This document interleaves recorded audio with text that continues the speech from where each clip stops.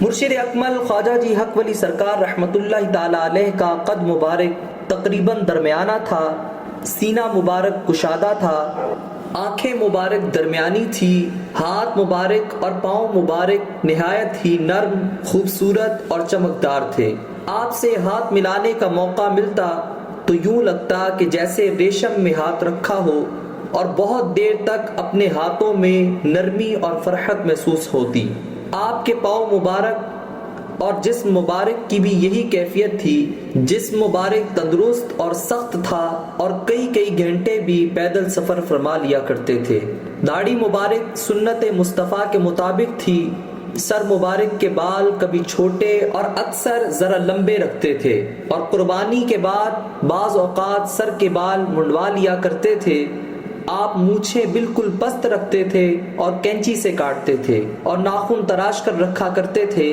آپ چلتے تو پروقار اور درمیانی چال سے، مگر نوجوان بھی آپ کے ساتھ نہ چل سکتے اور دوڑ کر آپ کے ساتھ ملتے تھے۔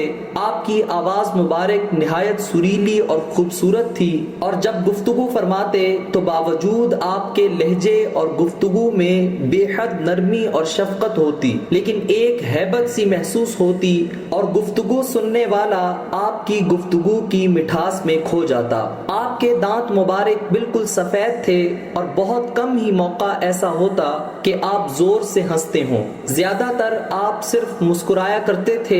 آپ کی شخصیت ایسی تھی کہ جو دیکھتا وہ دیکھتا ہی رہ جاتا۔ حالانکہ آپ کا حلیہ مبارک نہایت ہی سادہ سا ہوتا، مگر آپ کا چہرہ مبارک اور شخصیت ایسی پرتاثیر تھی کہ جو دیکھتا وہ آپ کی شخصیت میں کھو جاتا۔ آپ ہر روز رات کو غسل فرما کر، سرما لگا کر اور کنگھی فرما کر آرام فرمایا کرتے تھے۔